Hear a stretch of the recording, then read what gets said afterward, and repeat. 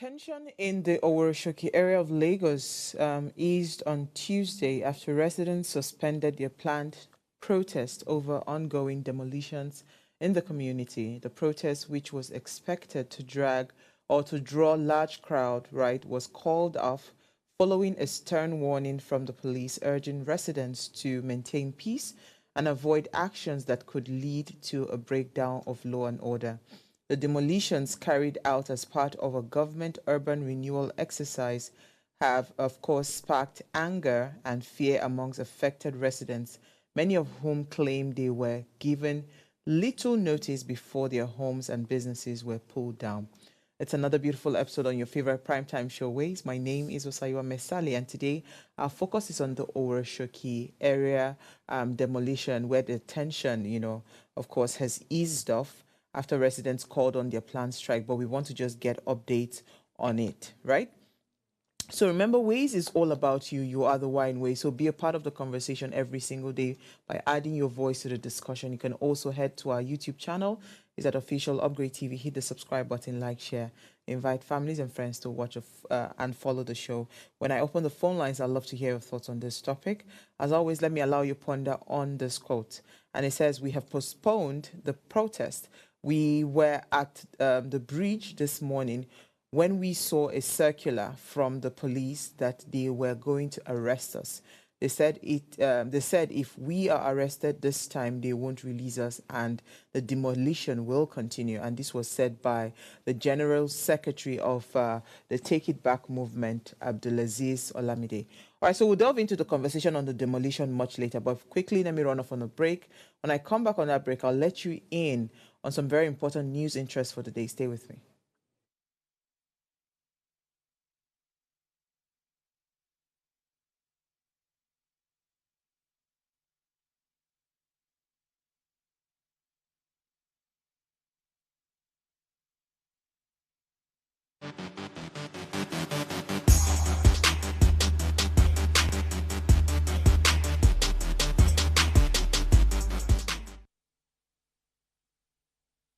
All right, so residents, doctors declare indefinite strike over unmet demands, poor conditions, and this was the Nigerian Association of Resident Doctor. They are the ones that have declared this indefinite nationwide strike, and it's effective from the 1st of November following what it's described as the federal government's persistent failure to resolve long-standing issues. And this marks an escalation of the dispute, right, between resident doctors and, of course, the government after months of failed negotiations. The Nigerian Association of Resident Doctors had earlier embarked on a 5-day warning strike on the 12th of September, which it suspended 2 days later, giving the government a 2-week ultimatum that was later extended by 30 days. So, I mean, joining us to discuss this is Dr. Abdulmajid Yahaya Ibrahim. He's the Public and Social Secretary at National Association of Resident Doctors. Thank you so much for joining us, Doctor. Dr. Thank you very much. Abdulmajid, can you hear me? And then good evening to our... Okay, good evening. Yes, I can hear you very well. Can you hear me too? Yes, I can hear you loud and clear. Thank you so much for joining us. It was important for us to bring you on to have a conversation as to what the update is. Yesterday, I had taken a story that said that there are so many things that the government, hasn't met the conditions that was given to them, and there's an outstanding money that is being owed of about that I think is in the tune of 38 billion, if I believe so. Infrastructural challenges that you faced and all of that, and the fact that for the past 16 years, doctors have not had any form of increment in their salaries. So please walk me through exactly why the doctors are planning on this indefinite strike on the 1st of November. All right, thank you very much. First and foremost, let me go back to what you've said earlier on the ultimatum that the Nigerian Association of Resident Doctors gave to the federal government. As you know, this group of doctors, people that provide specialist care in the Nigerian healthcare system, they play an important role in delivering care to the patients. if you can remember, yes, last month we embarked on a 5-day warning strike, which was suspended 48 hours later, and then we gave the federal government 2 weeks to meet up with our demands. Unfortunately, at the expiration of the 2 weeks, we met at Katsina during our annual general meeting, but nothing was done by the federal government. We graciously gave the federal government additional 30 days to address all our 19 point demands.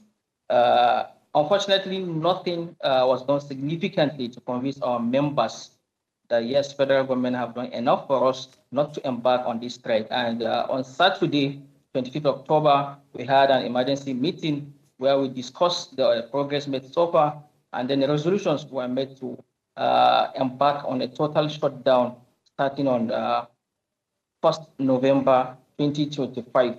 If you look at it critically, we feel the government still have a window of 3 to 4 days to address this issue to avert this industrial action. So going straight to what we're actually demanding for, if you look at our community, we've talked about the issue of excessive workloads and then poor regulation of our working hours and full duty hours.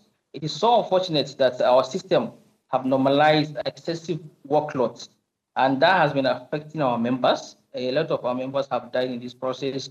Some have collapsed. Some are battling with one this or the other. Let me give you an instance. And if I want to ask you this question, if for instance you come to work by 8, ideally you're supposed to leave by 4. Yes, we agree that we're essential workers. We have to cover for during call hours in order to attend to patients that will come with some dire emergencies. Let me give you another instance that happened recently at FTH Lokoja, specifically Department of Orthopedics. Two of our colleagues, two of our members in that department, Dr. Victor Audu and Dr. Yomi, are meant to take course in this month of October for a period of 22 days and 31 days respectively, meaning Dr. Victor will spend 22 days working 247 day and night without resting. Dr. Yomi will spend the whole month working without having a day of rest. We're human beings, we're not slaves. Are we not entitled to at least a day of rest or some hours of rest? This is one of the issues that we're demanding the federal government to come up with a template that will regulate our working hours as well as our call hours. In this same hospital, where there are a lot of issues that have been happening, ranging from manpower shortage, casualization of our members, 5 of our members were dismissed for over a year now. They have not been reinstated. And we feel the federal government is high time they reinstate them back to their duty post. Even to address the manpower shortage in that hospital, imagine adding that 5 to the few number of doctors that are working there. It's enough to boost the manpower in that hospital.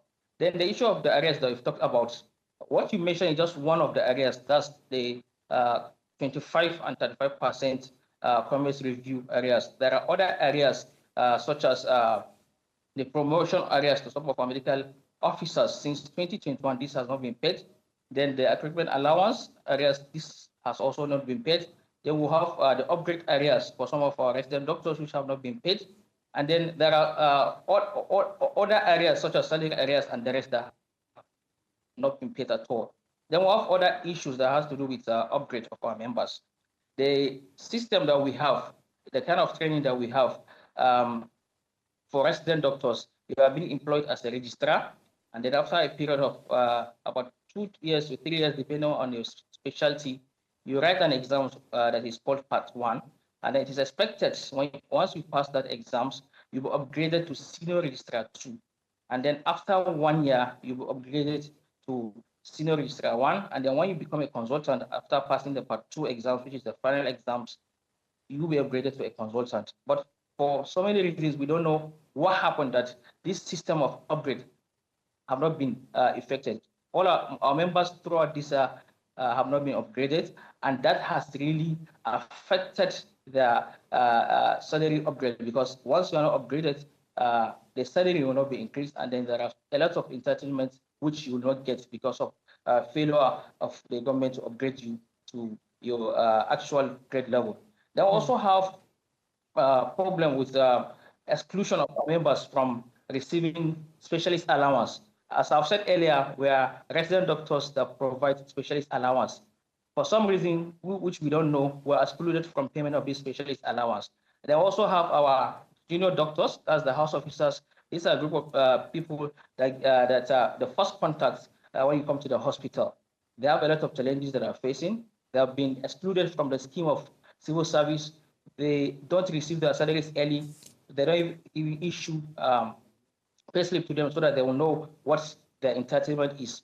We are still calling on the federal government to actually address this issue. They also have problem with manpower shortage, of which there was a time the federal government came up with a template of one-for-one replacement. This has not been implemented.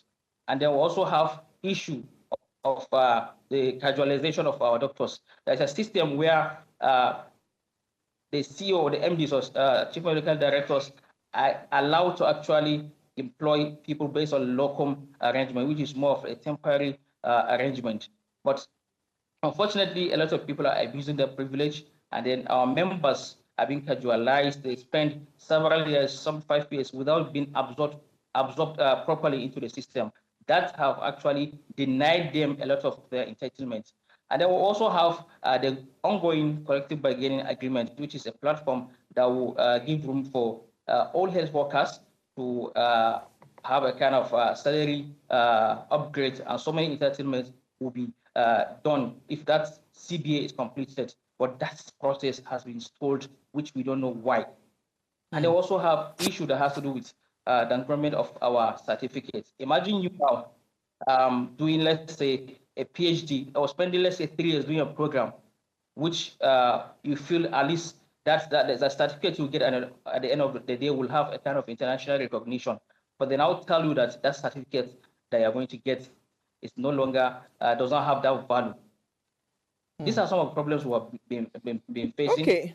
And then these are some of the reasons, because we've discussed with the government, we've pleaded with them, but all efforts for them to actually address this issue was in vain. And because of this failure of the federal government to address these demands, we resolved to embark on a total shutdown on 1st November 2025. So, they say that when two elephants fight, right, is the grass that suffers, right? In this case, patients in the hospitals, a lot of people would suffer if the federal government and the Doctors Association do not reach, a compromise. But I just want to ask this would I call it very, maybe I'll call it even a silly question, right? 15, 16 years. Go ahead. Because I've seen a lot of doctors that have private practices, right? And they do all of those things, and they work in government hospitals, but they also have private practices on the side that brings in the money for them. So because if you've been through, you've called a series of allowances, remuneration issues, workload, everything that you have mentioned, like the list is endless. And these are issues that have lingered for 16 years. Do you not think that it is also the fact that the doctors accepted the shortcomings of the government that has also brought us here? And so what makes us feel like even if the strike, you start and the government calls it off after 2 days, which will normally be their style, what makes us think that all these issues will be resolved? Would it yield any solution if truly there's a strike and the government says, come back after 2 days, or let's resolve it and blah, blah, blah, and we still come back to this point again where, it has happened in the past, they've called it off, and yet nothing has been done? All right. Thank you very much for the question. Let me begin to respond to you based on what you've said, the issue of some doctors having private facility. I'm sure a lot of people or the public will be wondering, why are doctors having the private facility? I can tell you for free, it's out of frustration. We have a lot of issues, manpower shortage, shortage of equipment in our teaching hospitals. But we have individuals that have decided to just establish their private facility, furnish it with all the necessary equipment. And it is unfortunate that some of the services that are meant to be received or to be getting in a tertiary health institution are not there. They are only obtainable in private facilities. And coming back to the issue of us suspending the strike after 2 days, I don't think the government have the right to say you people should suspend the strike. Let me reiterate what the president of the Nigerian Association of President Doctors have said, Dr. Muhammad Usman Suleiman. We are only listening to the NEC members, that's the National Executive Council of the Nigerian Association of President Doctors. They are the ones that gave us the mandate to embark on this strike, and then they are the ones to tell us, yes, let's suspend this strike or let's call it off. And it is the government that will do the needful in addressing our demands. Dr. Yahya, demands which we feel the question I'm asking is that if the government refuses to, or they do those promises that they promise, and yet nothing is then done afterwards, how do we move forward? Because this is not a case of, oh, it just happened 6 months ago or 1 year ago. You're talking about conversations that have been long had over 16 years. Do you understand? So what makes us think that this strike will make any difference? And other than people actually losing their lives? Thank you very much for the question. And I'm telling you this, that this time around, we'll not rely on any promises. All our demands must be addressed completely before we suspend this strike. And I'm saying it again and again, all our demands must be addressed because we're tired of the promises that the federal government have been making because they have failed to address some of those demands, some of the promises they have made. And at this time around, we feel until they address all our demands, we are not going to suspend this strike. Okay. All right. Thank you so much for your time. We're hoping that, honestly, we can get a resolution. Because you see, as I said, when two elephants fight, it is the grass that suffers. People will lose their lives as a result of this strike. Because already, the hospitals are already overstretched. And, not having health workers work, even for an hour or even 30 minutes is already a problem, not to talk of an indefinite strike. So I'm really praying and hoping that the government will listen and will be able to reach something very tangible. And it's not just words, promises, it is actually action. We see that the government, backs their conversation with action in terms of trying to resolve the issue. But we are hoping that you don't go on strike. I mean, that is the layman's side. As a person watching from the outside, we're really hoping that this situation will be resolved before it gets to the strike. Like you rightly said, they have a few days to resolve this issue before it gets to that point.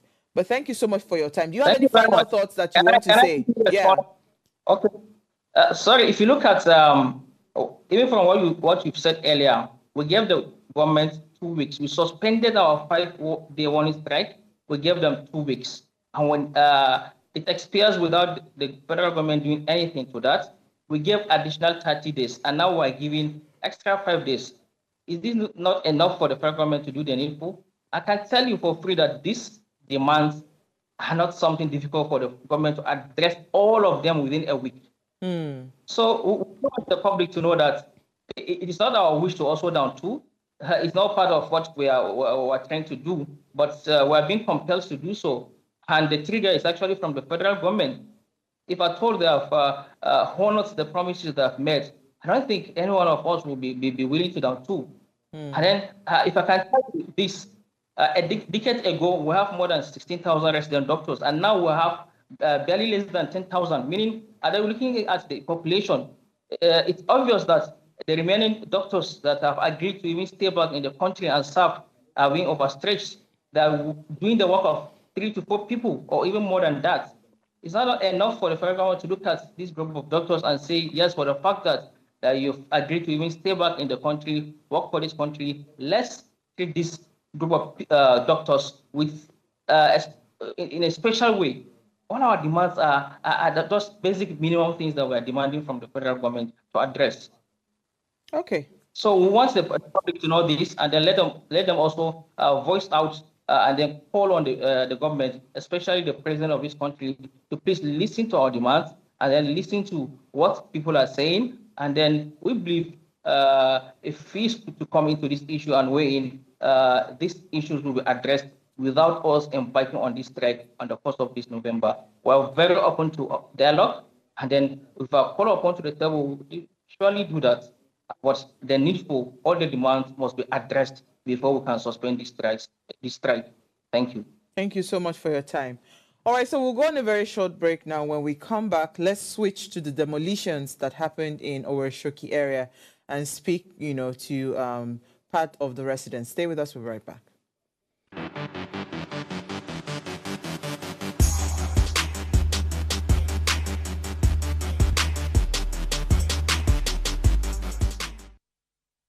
Tell us you're a Nigerian without saying a word. Energy security is one of the most pressing issues for many developing countries like Nigeria. And if there's going to be any meaningful progress, addressing our energy issues is non-negotiable. I need to see light for my house. Make them do something. Band A is expensive. I literally have to turn off all my appliances just to reduce costs. We need light. Introducing the Energy Outlook, your go-to show for everything energy. Every week, we'll bring you the latest insights, innovation, and in-depth analysis of Nigeria's energy sector. From policy discussions to regulatory insights, we'll analyze the key decisions influencing growth and sustainability in the energy sector. We'll bring you the human stories behind the headlines, giving you a personal perspective on the broader energy challenges. Join me every Friday at 6 p.m. for the Energy Outlook, your guide to the future of energy, where energy means business.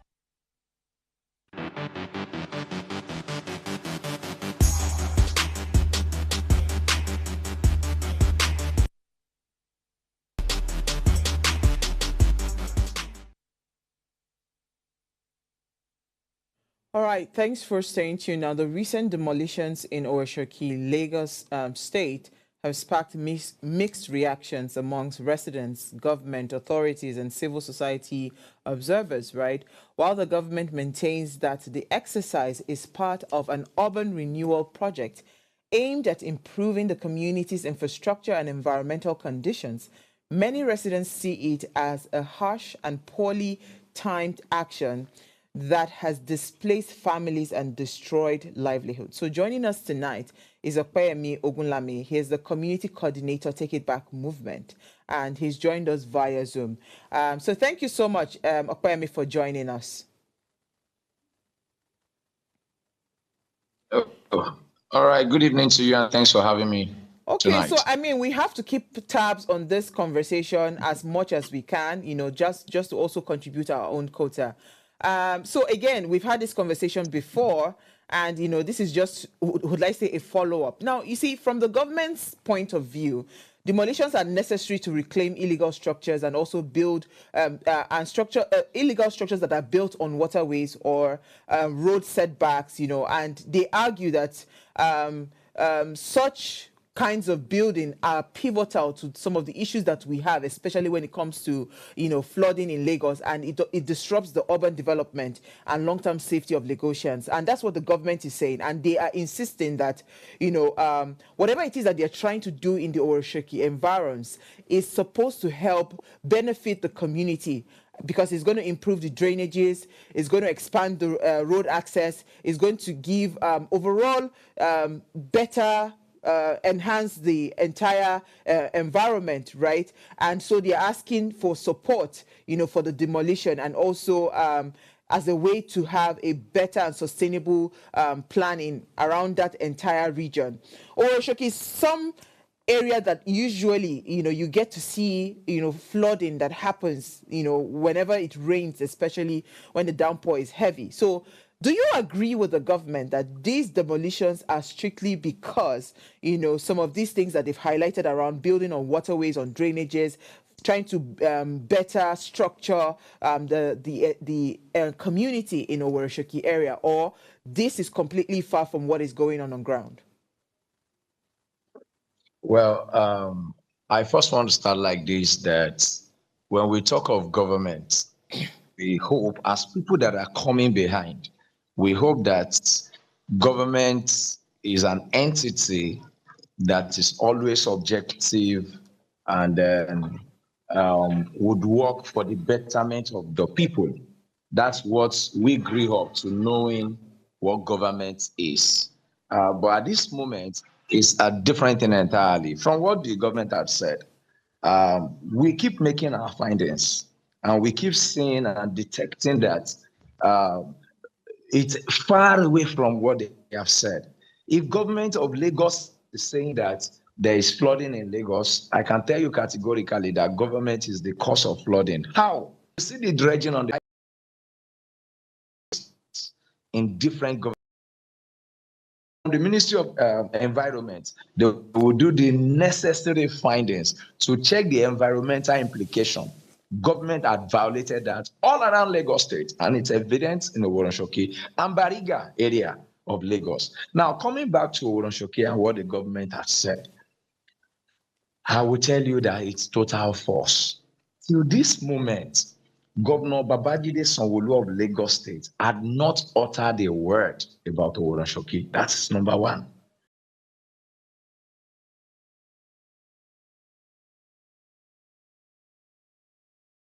Oworonshoki, thinking they are just nobody. Poverty.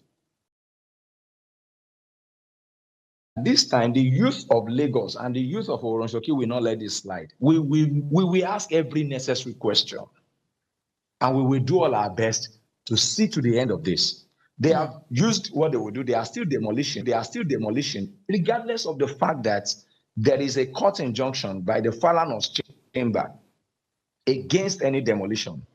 But to our surprise, we got court injunction. It's not being respected.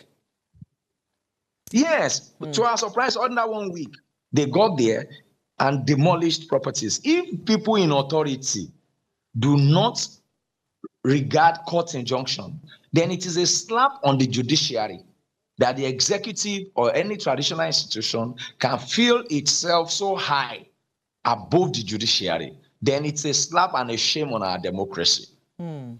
That's just all I've got to say to answer that question. Okpeyemi, I mean, you are quite you've been on this issue for a long time, and I mean, just hearing what you just said about another estate that the Oba of Oworonshoki is trying to sell, apart from the ones that we already knew about, it just it brings a lot of question as to the sincerity of this demolition.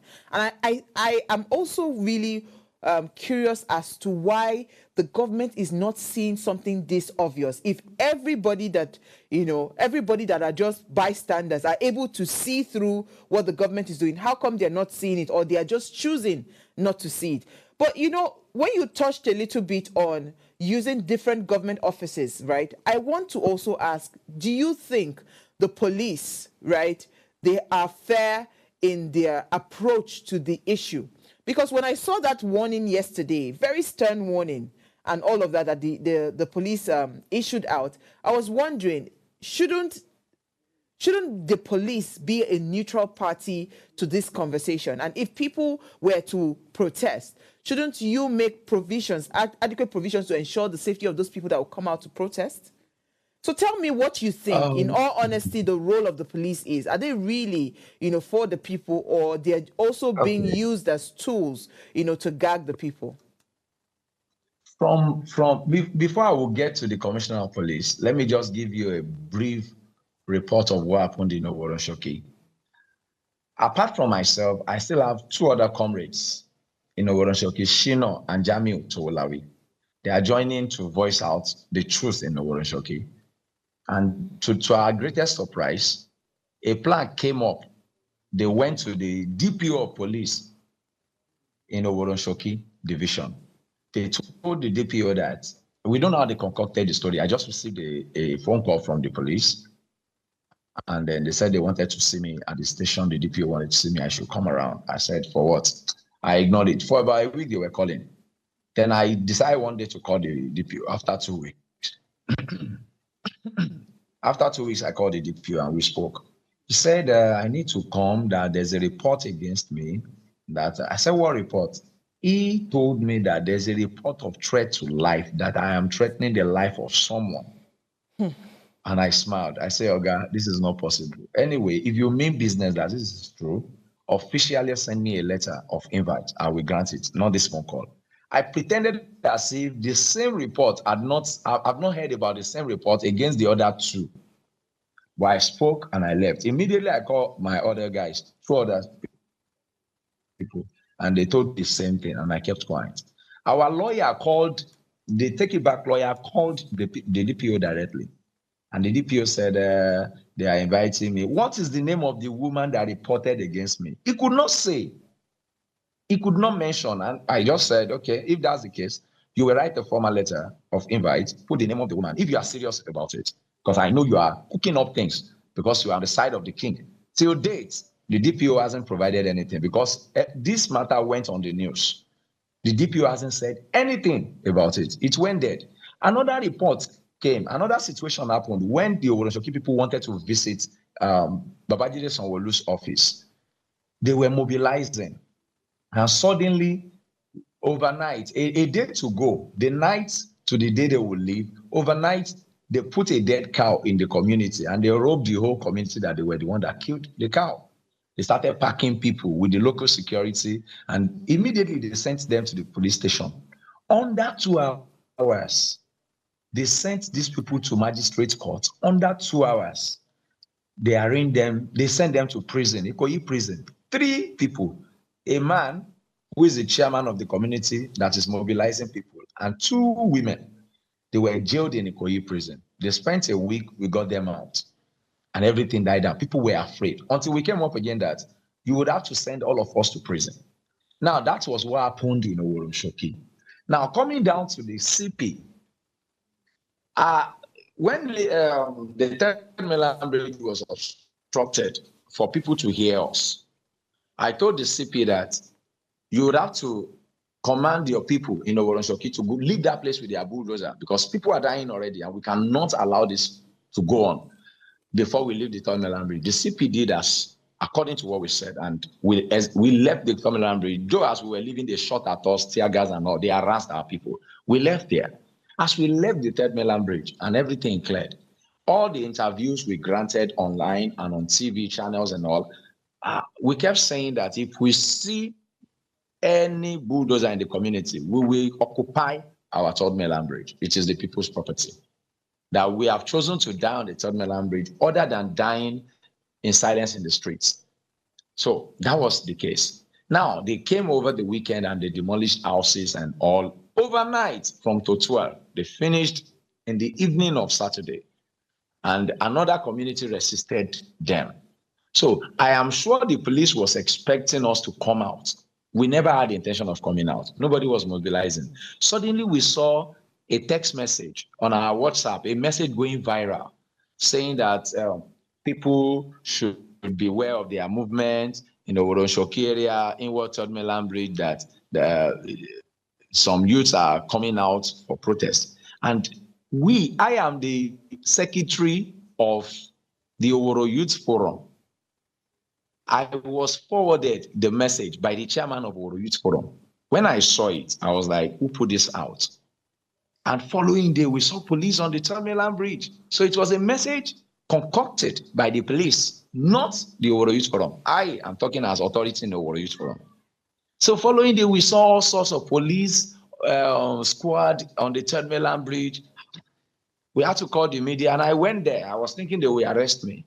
And I spoke with the TV stations that we had on ground that there was nothing like protest. The police made it up. So if the commissioner of police is coming to say that we should not protest, he's a joker. That is not his line. His line is to tell us that we will be protected. On that morning, they contacted Sowore in the prison that Sowore should control his boys in Lagos. Sowore has nothing to tell us. Sowore has no role in Oworonshoki matter. His boys, if he has, fine. But going to tell Sowore to talk to us added Sowore to the struggle. The CP called us miscreants, unscrupulous element. You are calling us. As a person, I have my master's degree in international law and diplomacy. The CP should not be telling me that I'm a miscreant for being an active citizen. And for telling me that I want to protest, I don't need to protest against an injustice melted on me by people in authority. The CP is an accomplice to the injustice of what is happening in Oworonshoki, and we are not missing word. If we see him, we will tell it to his face. So that is exactly what had happened in Oworonshoki up to today. But we are telling them we are coming out. They should sleep there for 1 month. We are coming out. Okay, so I hear your Kweyemi, and whenever conversations like this are happening and there are protests and all of that, how sure are we that the people that are actually with you are with you? I'll say this to say that with every mobilization or every group, you would always have those moles within the system, right? Those moles within the system. So tell me, is everyone in Oworonshoki aligned on the fact that this is an infringement, or there are still some people? Because again, don't forget that some people might have been made promises to say, okay, once this land is cleared, this is your own court. So they would also make sure that, the protest or whatever it is probably is disrupted, because they would always plant those moles within the system. Are you able to identify those people, or you don't have such people within that community that is aligned with the government? I can tell you for free, if there is any youth group or community in Lagos State that is organized, Oworonshoki is organized. We have a youth forum that had been standing for the community, providing needs for the community. Number one, Oworo Youth Forum. We have Teens Council. They are organized. We have Reality Women Group. In Oworonshoki, we are organized. So if there is anybody that's not within, we know. And then in this matter, actually, some people were staged to the media about last week. They staged a compensation charade at the King's Palace, saying that they got some officials from Lasura that they will compensate people that have been affected. And they gave some people 300,000, some people 500,000. According to them, they gave some people 3 million, 5 million. That the people they gave 5 million and 3 million have properties. Some people that got 300,000, 500,000, maybe tenants or thereabout, I don't know. But the idea is landed property. I've sent a message to your WhatsApp. You need to see it.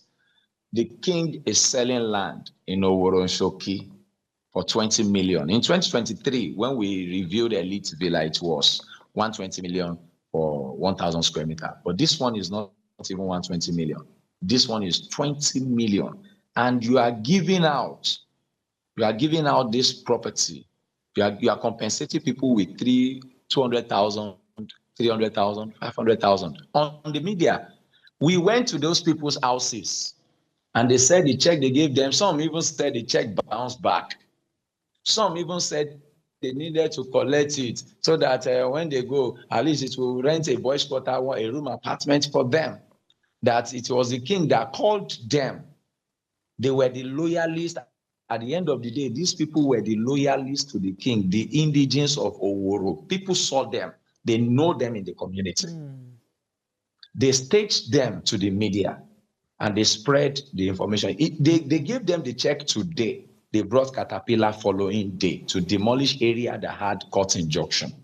So it was all planned out until the real affected people came out through television stations that they were not compensated. They did not get anything from them.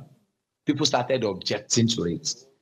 That compensation is not for the people that are affected. It's for the loyalists of the king to preach to the media that they've been compensated.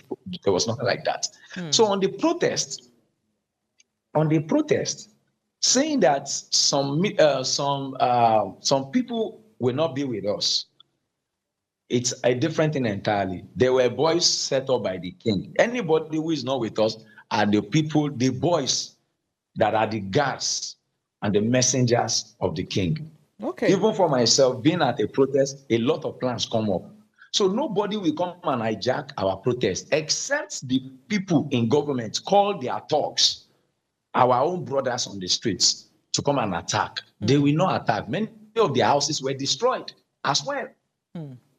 So we know our people. We know people that are with us. Yeah, because it's also important that we are able to identify these people and we know. Because again, one of the challenges that I have seen around protests is that you think you're all on the same page until you now realize that, you know, there are people that are being sponsored to ensure that that protest, you know, there's disruption and all of that, so that it then gives the government the opportunity, you know, to just probably declare a state of emergency or something, right? And that's what we see all the time, that it happens. So as long as you are clear that you can identify those moles in the system, that's fine.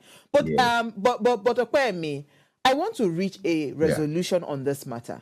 If we truly want to reach that resolution, what would a resolution look like? Would it be compensation, or would it be just the government leaving the properties and letting people be? What would a resolution look like? Because the government seems to be hell-bent on taking those properties. I don't know how to correct the government, saying the government wants to take it. But because they are using government apparatus to attack the people, we will call it government. We have seen our own brothers get into government office with our votes, and they use that office to hijack properties. It happened in Lagos. And that is the system of the APC government today. So if they are hell-bent on it, that they must have our property, we are hell-bent on it, that the revolution we are talking, we start from Oworonshoki and we get them. Seriously. And I'm telling this, that the CP should be ready on the Third Mainland Bridge to do what they have done at the answers to us. If they are stubborn that this illegality must continue, if the government wants to turn our state to a state of anarchy, as they have done, they have shown in Oworonshoki, we are also ready to face them. The world will see what they want to turn our life to in Nigeria. We cannot have a vote of our own. We cannot go to polling unit and vote for who we want. We cannot have a say in our government, and yet you want to hijack our life and properties. What our parents had worked for decades of their lives. No, we won't let this one go. No. So if they are hell-bent on it, we are also standing that the revolution Nigeria has been looking for is ready to happen from Oworonshoki. And life, here we are. We are glad to help the government make it happen. A government that wants development should engage the people. A government that wants development, the first thing that happens is go to your people, talk to them. If that development is truly for the people, the Constitution is clear on this. Any government land that will be revoked or retrieved from the people must be used for the benefit of the people, not for the benefit of a few in power. We understand the Constitution. So let us follow it. Things like reclaiming land would have been better if they are building probably recreational parks that is for the peak community, or road networks for the community and all of that, right? That's what should have been. Yes, you are saying something correct. Do you know about 6 years ago, we had a meeting that we had 5 primary schools in Oworonshoki, all in one compound and in one area. Give us to serve another location. The government said there's no land. They said there's no land in Oworonshoki. We needed primary health care center, another one. That one also, the primary school, the primary health center, everything in one location. Oh, we need another one to serve another ward of Oworonshoki. They said there's no land. How come there is land to build your own personal property and there's no land for a public property where public will benefit? This is just what is sad, that our people in government, our brothers in government are not willing to serve us. And in a society where the people in government does not see that government is meant to serve, then the citizens will see nothing but to revolt. In any society like that, that's what will happen. I think they for me, yeah, go ahead. For me, we just know that our brothers are not for us. Government is not for the people. And they have left us with 2 options in Nigeria. It's either you fly or you fight. It's either we fly or we fight. But this one, as we cannot fly away, we will fight for what is our own. And we will fight legally. We are not fighting we can't carry gun. We will carry placard. So the protest that the CP is gagging against is our own oxygen at the moment. The protest is the only way the world will hear us. The day we blocked Tomiland Bridge, vehicles stopped for us and they were glad to join us. Commuters stopped and they said, we are glad to do this together because if we don't do the one of Oworo, it's coming to our community. They joined us. People in Bariga joined. Because they are cooking the one for Bariga now. Please record this thing I'm saying. They are cooking the one for Bariga now. They are already planning for Bariga, and it will happen in a year or two if this government gains second time. All right. Wow. They just flashed the picture of the AP homes and properties, the one you talked about, the Oba Yes. of Oworonshoki. I'm just looking at the picture, and it's such a sad development that they can actually do this brazenly, and I really don't even know how to to go about this. But I'm really hoping that we do not get to that point where lives are lost as a result of trying to hold on to our rights. But tell me something. Do you think the government would even be willing to reach a compromise? Right? I say this to say that I just had a conversation with the Residents Doctors Association of Nigeria, right? Promises, promises, promises. What if the government tells you, okay, this is not going to happen anymore, and they come back maybe another 10 years later and all of that? This is what we see all the time with things around government, right? So how do we find a lasting, solution to things like this? Like you rightly said, it is important for everybody to focus on these incidents that is happening in Oworonshoki. Nigerians were so quick to say, no be me, it not affect me. You understand? Now, Oworonshoki people, they disturb until it gets to your domot, like you rightly said, right? So how do we find a balance? How do we find a lasting solution? Is it going to be a thing of, the kind of leadership that we have, or what exactly would it look like, if we truly say, okay, we want to find a solution? And let's not also negate the fact that some people actually have illegal structures. That one is a reality with us in Nigeria, because some people do not even get proper building permits before they do anything. But how do we find a lasting solution? Would it be purely willpower from the political class, or what exactly would it look like? So we wrap up the conversation.